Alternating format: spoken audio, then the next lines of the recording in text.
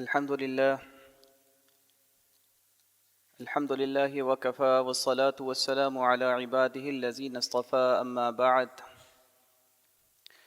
فأعوذ بالله من الشيطان الرجيم بسم الله الرحمن الرحيم ليس البر أن تولوا وجوهكم قبل المشرق والمغرب ولكن البر من آمن بالله واليوم الآخر والملائكة والكتاب والنبيين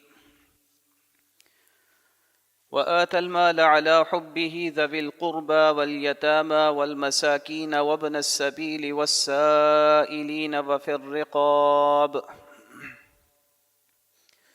وأقام الصلاة وآتى الزكاة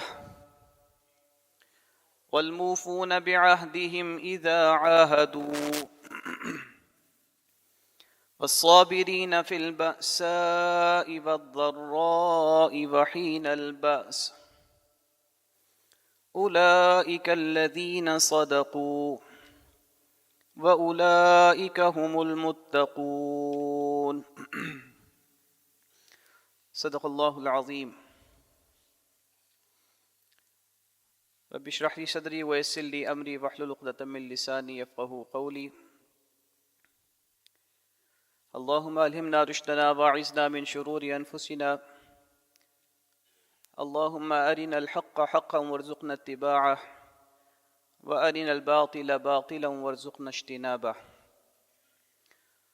اللهم صل على محمد وعلى آل محمد كما صليت على إبراهيم وعلى آل إبراهيم إنك حميد مجيد اللهم بارك على محمد وعلى آل محمد كما باركت على إبراهيم وعلى آل إبراهيم إنك حميد مجيد آمین یا رب العالمین۔ راج سورہ بقرہ کی آیت نمبر 177 ہے۔ محترم ڈاکٹر صاحب نے جو قرآن مجید کا ایک منتخب نصاب تجویز کیا تھا، اس کے مختلف دروس ہیں، اس میں سے ایک درس اس آیہ مبارکہ کی ذیل میں بھی آتا ہے۔ اس آیہ مبارکہ کو آیہ بر بھی کہا جاتا ہے، بر کا مطلب نیکی۔ قرآن مجید کی مختلف آیات ہیں، ظاہر سی بات ہے کہ قرآن مجید کا ایک ایک لفظ ہمارے لیے ہدایت کا پیغام ہے۔ اس کے اندر ہی کچھ ایسے موتی بھی ہوتے ہیں کہ جو مختصر ہونے کے باوجود انتہائی جامع اور مکمل پیغام ہمارے سامنے رکھتے ہیں۔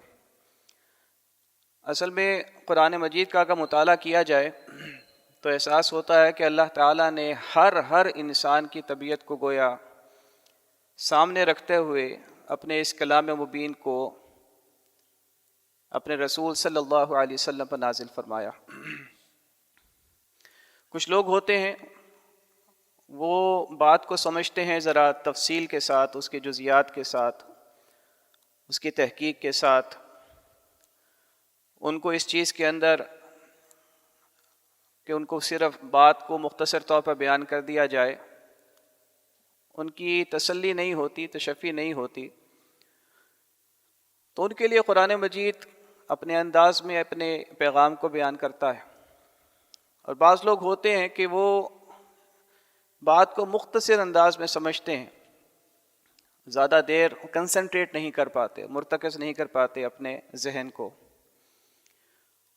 تو اس کے لیے قرآن مجید کے مختلف جگہوں پر ہم دیکھتے ہیں کہ اللہ تعالیٰ جا بجا اپنے اس پیغام کو، جو کرسٹ آف دا میٹر جس کو کہا جاتا ہے، جس کو لب لباب کہا جاتا ہے، اس کو بہت خوبصورتی سے اللہ تعالیٰ نے پورے قرآن مجید میں مختلف جگہوں پر اس کو پھیلا دیا ہے کہ کوئی بھی ایسا نہ رہ جائے شخص کہ جو کہ میری اس ہدایت کے پیغام کو سمجھ نہ سکے۔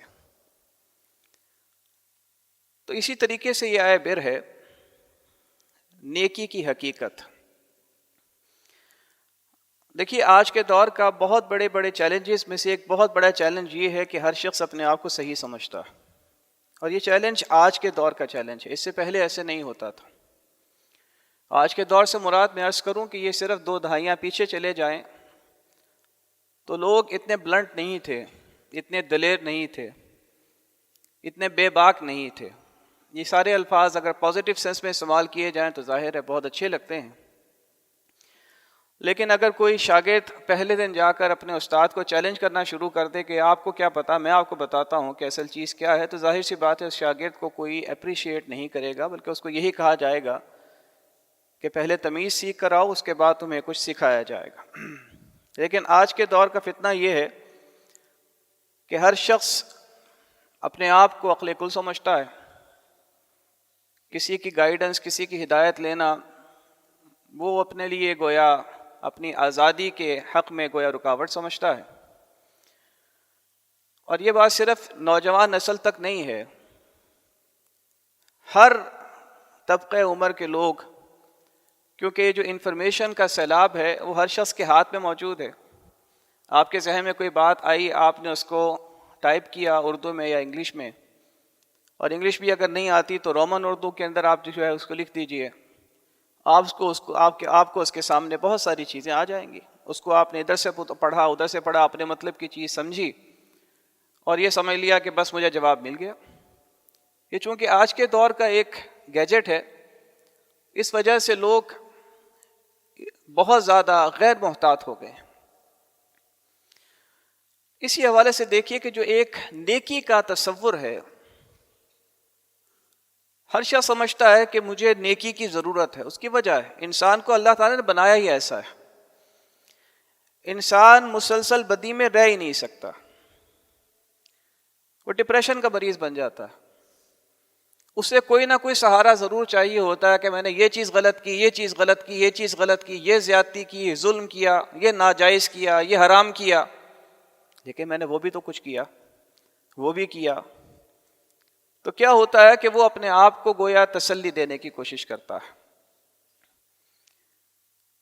اللہ تعالیٰ نے فرمایا نا کہ بل الانسان علی نفسہ بصیرہ ولو القی معاذیرہ، یہ انسان خود ہی اپنے اوپر بڑا نگران ہے، چاہے وہ کتنی معذرتیں اپنے سامنے پیش کرے۔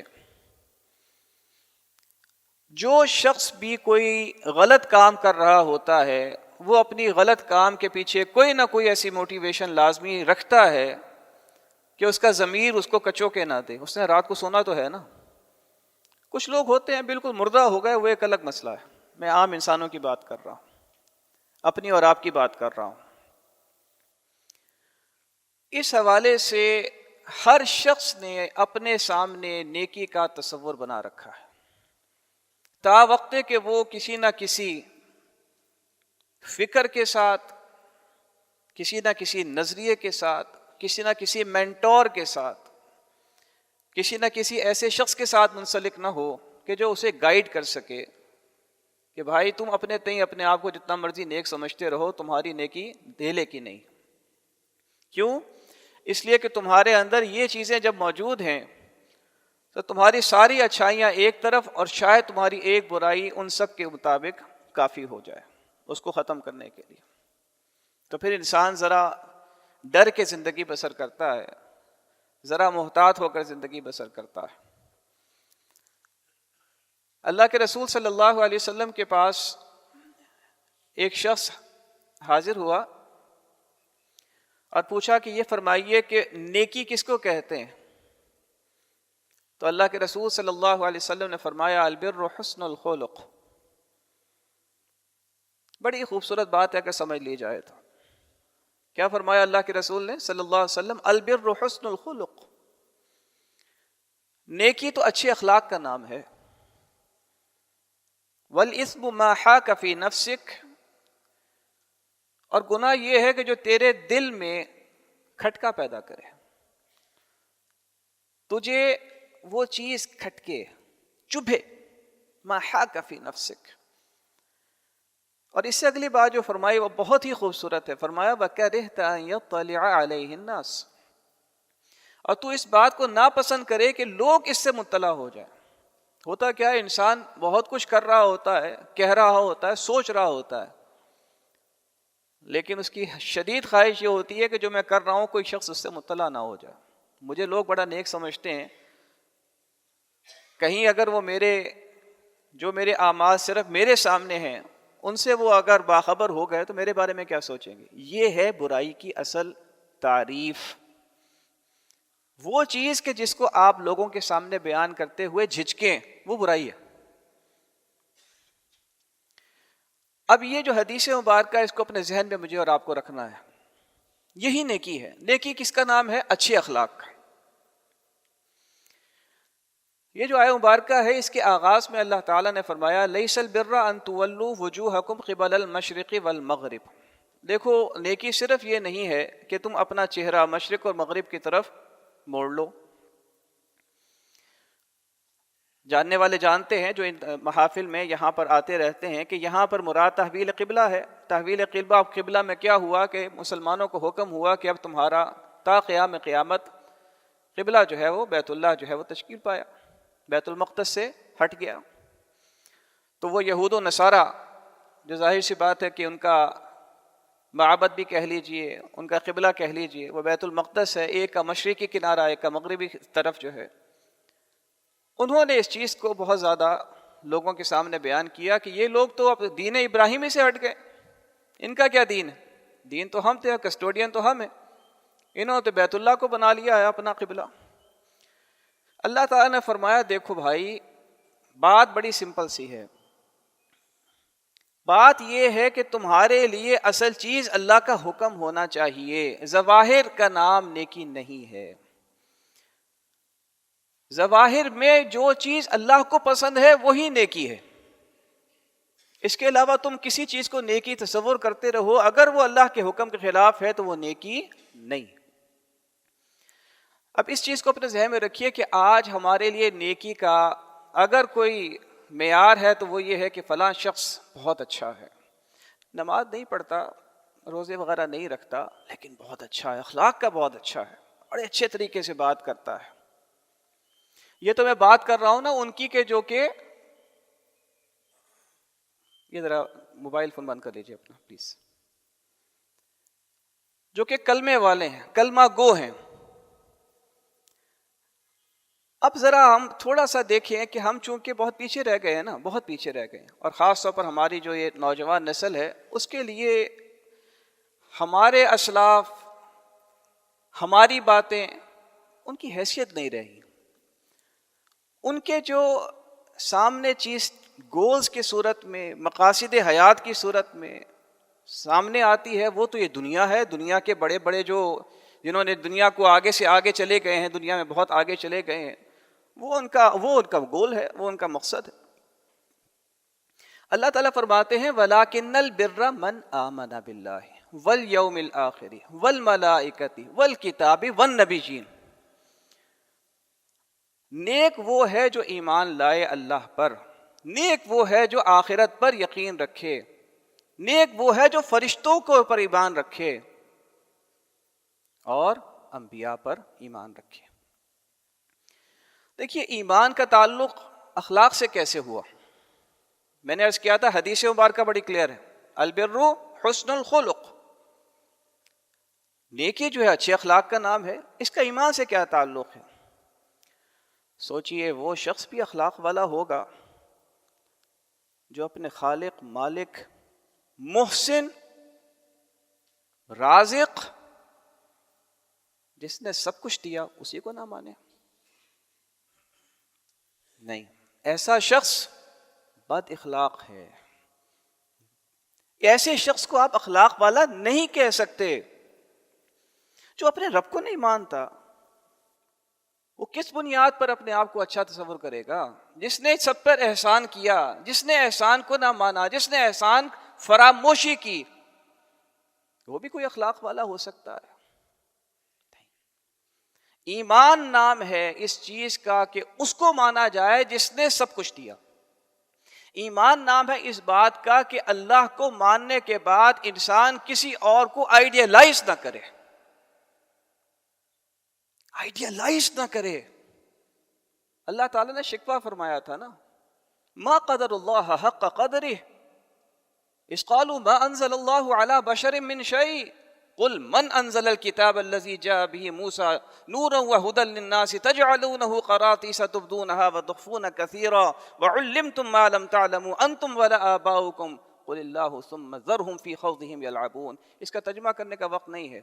اللہ تعالیٰ قرآن مجید میں جو انداز اپناتے ہیں نا وہ ایسے ہے جیسے اللہ تعالیٰ گویا انسان کو سامنے رکھ کے بات کر رہے ہوں، اور تم ہوتے کون ہو مجھے میری جو ہے کرنے والے؟ میری تکفیر کرنے والے تم تھے کیا؟ بہرحال نیکی نام ہے ایمان کا. ایمان کا مطلب کیا ہے؟ ماننا اور اس پر امن میں آ جانا.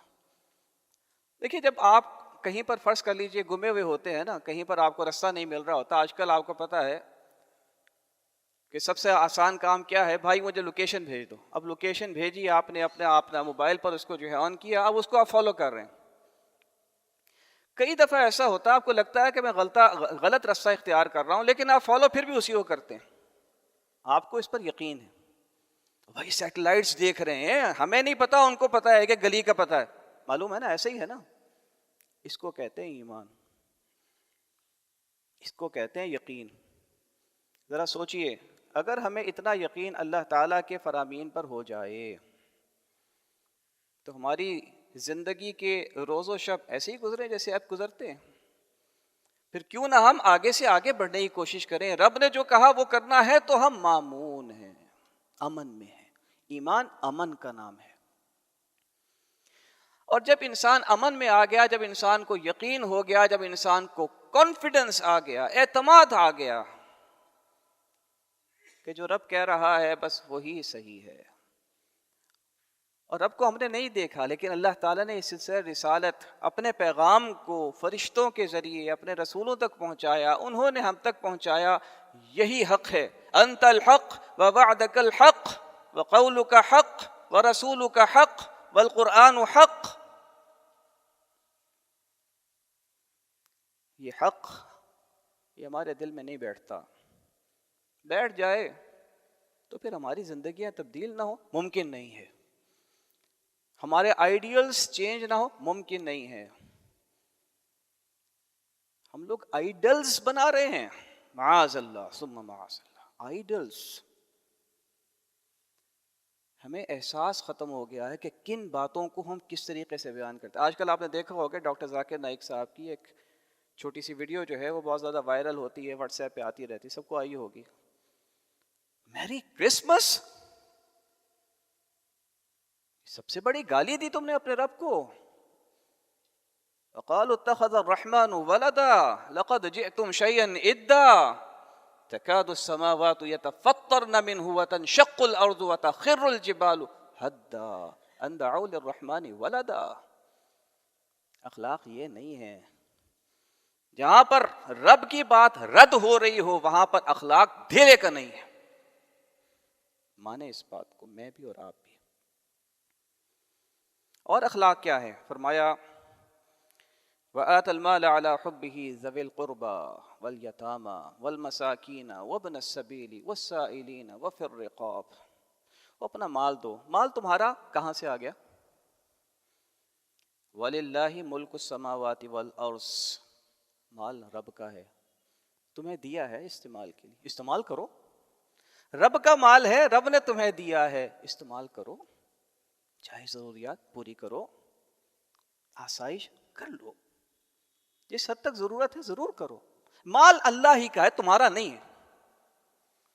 اللہ کہتا ہے میرے کچھ بندوں کو میں نے نہیں دیا, کم دیا ہے, اس لیے کہ تمہیں زیادہ دیا تھا. تو پھر اس کا کیا مطلب ہے؟ تمہارے مال میں ان کا حق ہے. دیتے ہو تو احسان نہیں کرتے, صرف ڈیوٹی پوری کرتے ہو. لیکن یہ اس وقت ہی ہوگا جب اللہ کی محبت دل میں ہوگی, اللہ کے رب ہونے کا احساس دل میں ہوگا. رب نے ہمیں دے دیا, کچھ کو کم دیا, تو ہم نے دے دیا تو ہمارا رب ہم سے راضی ہو جائے گا, اور دو اور دو. کس کو دو؟ اور جس نے دیا مال اپنے رب کی محبت کی وجہ سے. ایک مطلب جس نے دیا مال باوجود اس کے کہ مال کی محبت اس کے دل میں ہے. سب سے پہلا حق کس کا ہے؟ یاد رکھیے گا, یہاں پر جو ترتیب آئی ہے اس کو بھی ذہن میں رکھیے. صرف مال دینا نہیں ہے, کس کو دینا ہے, کیسے دینا ہے, کیا دینا ہے. بہترین دینا ہے, ان کو معزز بنا کر دینا ہے, ان کا مال سمجھ کے دینا ہے, اور حلال دینا ہے. سب سے پہلے رشتہ دار ہیں, رشتہ داروں کو دو کہ دوہرا فائدہ ہے. صلہ رحمی بھی ہو جائے گی اور اللہ تعالیٰ نے جو تمہیں فرض کیا ہے وہی پورا ہو جائے گا. رشتہ داروں کو چھوڑ کر تم کسی اور فنڈ میں کسی اور فنڈ میں دے رہے ہو، اگر تو تمہارے رشتہ دار جو ہے ویل آف ہے ٹھیک ہے، پھر اچھی بات ہے. نہیں ہے اور تم نے کسی اف اینڈ ورڈ کی وجہ سے ان کو بائی پاس کر کے کسی اور کو دیا، نہیں قبول ہوگا. بڑی بات کر رہا ہوں میں. قبول کرنے والی ذات اللہ تعالیٰ کی، میں کون ہوتا ہوں کہنے والا. لیکن اللہ تعالیٰ نے جو ترتیب بیان کی ہے وہ یہی ہے. والیتاما، اور یتیموں کو دو. چھوٹے چھوٹے بچے نابالغ جن کا باپ نہ ہو، کس سے اپنی حاجت کریں گے؟ کس کے پاس جائیں گے؟ کس کے پاس جا کر اپنی چیز مانگیں گے؟ ان کے سر پر ہاتھ رکھو. کیوں؟ یہ دیکھتے ہو 2 انگلیاں، اللہ کے رسول نے صلی اللہ علیہ وسلم یہ 2 انگلیاں فرمائی تھی. انا وکافل الیتیم کہاتین فی الجنہ. ان 2 انگلیوں کی طرح قریب ہوں گے. قربت چاہیے اللہ کے رسول کی صلی اللہ علیہ وسلم، تو یتیم کے سر پر ہاتھ رکھو. والمساکین، ان کو دو جو ضرورت مند ہے، مانگتے نہیں ہیں، ڈھونڈ ڈھونڈ کے دو. اور وابن السبیل، مسافروں کو دو. مسافروں کو دو کہ کیا مطلب ہے؟ آج ہم نے اپنے معیارات پتہ نہیں معلوم نہیں چینج کر لیے ہیں نا. کوئی شخص نظر آئے کہ بھائی میں کہیں باہر سے آیا ہوں، رہنے کی جگہ نہیں ہے، تو ہمارا اب یہ چیز ہمارے ذہن سے نکل چکی ہے کہ کوئی شخص ایسا ہو تو اس کی مدد کی جائے.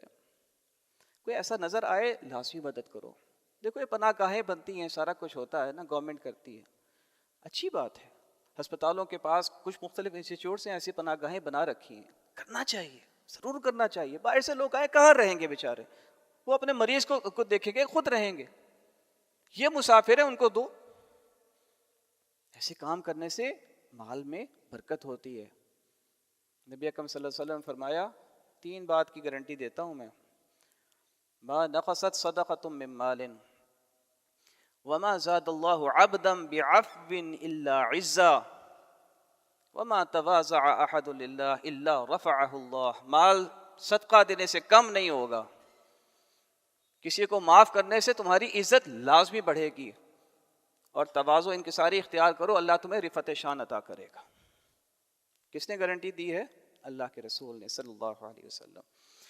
والسائلین وفی الرقاب، ان کو بھی دو جو کہ سوال کر لیتے ہیں، ان کو بھی دو جو کہ گردنیں اپنی لوگوں کے ہاتھ میں، جن کی گردنیں ہیں. غلام اس زمانے میں آزاد کرنا یہ اس مد میں آتا تھا. اور آج کے دور میں کسی کا کوئی ایسا مسئلہ ہو گیا ہے کہ وہ پھنس گیا ہے، اس کا کاروبار نہیں چل رہا، وہ کسی قرضے میں پھنس کے اس نے سود میں کوئی کاروبار میں کوئی پیسے لے لیا، وہ اسے ادا نہیں ہو رہا، دے دو، ان کی گردنیں جو ہے چھڑا لو. کیا معلوم کہ اللہ تعالیٰ آخرت میں تمہاری گردن اسی وجہ سے آگ سے چھڑا دے. وَأَقَامَ الصَّلَاةَ وَآتَ الزَّكَاةَ. دیکھو اللہ کا حق بھی نہ بھولنا. اللہ ہی نے یہ حق مجھ پہ اور آپ پر جو عائد کیے ہیں، نماز قائم رکھو، زکوٰۃ ادا کرو. جس نے نماز قائم رکھی، جس نے زکوٰۃ دیتا رہا، وہ نیک ہے. نماز نہیں چھوڑنی، جو ہو جائے نہیں چھوڑنی. پوچھا گیا ای الاعمال افضل یا رسول اللہ، افضل اعمال کون سے ہیں؟ نبی اکرم صلی اللہ علیہ وسلم فرمایا الصلاۃ علی وقتہا. وقت ہو جائے نا تو نماز کے علاوہ کچھ نہیں سوچنا، صرف نماز پڑھنی ہے. یہ افضل الاعمال ہے. اور زکوٰۃ نہیں دو گے نا تو اللہ تعالیٰ معاف نہیں کرے گا، اس لیے کہ اللہ کا بھی حق تم کھا رہے ہو اور مخلوق کا حق بھی کھا رہے ہو. مال میں برکت نہیں ہو سکتی اگر زکوٰۃ نہ دی گئی. مال ناک بن جائے گا، سانپ بن جائے گا آخرت میں. فرمایا والموفون بعہدہم اذا عاہدوا. اچھے اخلاق والے وہ ہوتے ہیں کہ جن سے کوئی شخص وعدہ خلافی ایکسپیکٹ ہی نہیں کر سکتا. یہ شخص ایسا ہو ہی نہیں سکتا کہ اپنے وعدے خلاف کرے، یہ شخص ایسا ہو ہی نہیں سکتا کہ جھوٹ بولے. کتنے لوگ ہیں ہم میں سے جو اس بات کا دعویٰ کر سکے؟ مشکل ہے. یہ نہیں فرمایا کہ جو وعدہ پورا کرتے ہیں، یہ نہیں فرمایا. کیا فرمایا؟ جو وعدہ پورا کرنے والے ہیں، جو ہیں ہی ایسے جو وعدہ پورا کرتے ہیں، یہ ہیں نیک لوگ. اذا عاہدوا، جب کبھی بھی وعدہ کر بیٹھتے ہیں. والصابرین فی البأساء والضراء وحین الباس. اور دیکھو یہ دین اس لیے آیا ہے کہ اس کو قائم کیا جائے، اس کی محنت کی جائے، اس کی جد و جہد کی جائے، اس کی دعوت دی جائے، اس کی تبلیغ کی جائے. اس پر خود عمل کیا جائے، اس کے اوپر لوگوں کو عمل پیرا ہونے کی نہ صرف دعوت دی جائے بلکہ محنت ہو کہ جو انفرادی اور اجتماعی نظام ہے وہ اس کے مطابق ہو جو اللہ تعالیٰ کی چاہت ہے۔ اور اس کام میں تمہیں صبر کرنا پڑے گا۔ اب تمہیں اپنے آپ کو ریزیلینٹ، مستقل مزاج اور صبر کرنے والا ثابت کرنا پڑے گا۔ صبر کرنے والے ہیں وہ سختی میں، جسمانی تکلیف میں، اور جب لڑائی کا وقت آ جائے۔ اولئک الذین صدقوا، یہ پیکج ہے، یہ نیکی کا پیکج ہے میرے اور آپ کے لیے۔ یہی سچے ہیں، باقی باتیں ہیں جتنی مرضی کرتے رہیں، یہی لوگ سچے ہیں۔ وَأُولَئِكَ هُمُ الْمُتَّقُونَ، کلمہ حسر ہے، یہی لوگ تقوی والے ہیں، یہی لوگ نیک ہیں، پارسا ہیں، یہی لوگ متقی ہیں۔ یہ ہے نیکی کی تعریف جو میرے اور آپ کے سامنے اللہ تعالیٰ نے بیان کی ہے، پیش کی ہے۔ تو مجھے اور آپ کو ہر روز اس آئینے میں اپنی تصویر دیکھنی ہے کہ کیا میں اور آپ نیک ہیں، اور اگر ہم نہیں ہیں تو کیا ہم نیکی کو اختیار کرنے کا راستہ اس پر چل رہے ہیں۔ غلطی کوتاہی ہو جائے، اللہ تعالیٰ معاف کرنے والا ہے، لیکن عزم اور جزم کے ساتھ اس راستے پہ چلنا، یہ بہرحال ہماری لازمی ڈیوٹی ہے، ذمہ داری ہے۔ اللہ تعالیٰ عمل کی توفیق عطا فرمائے۔ وآخر دعوانا الحمد للہ رب العالمین۔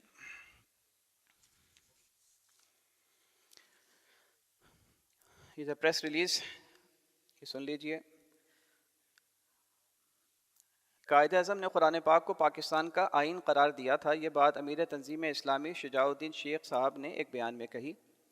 انہوں نے کہا کہ بانی پاکستان کو خراج تحسین پیش کرنے کا بہترین طریقہ یہ ہے کہ ان کے اقوال پر سنجیدگی اور خلوص سے عمل کیا جائے۔ وہ پاکستان میں اسلامی نظام کے قیام کی اتنی شدت سے قائل تھے کہ انہوں نے ان لوگوں کو شرپسند قرار دیا تھا جو یہ افواہیں اڑا رہے تھے کہ پاکستان میں شریعت محمدی صلی اللہ علیہ وسلم کا نفاذ نہیں ہوگا۔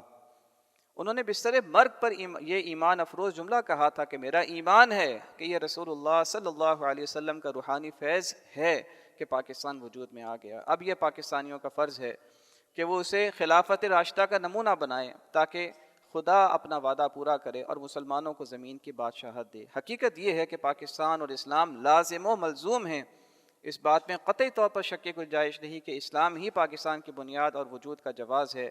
حقیقت یہ ہے کہ اگر ملک عزیز میں اسلامی نظام کا نفاذ نہیں ہوتا تو پاکستان اپنے وجود کا جواز کھو دے گا، اور پاکستان کا استحکام ہی نہیں اس کی بقا اور سلامتی بھی خطرے میں پڑ جائے گی۔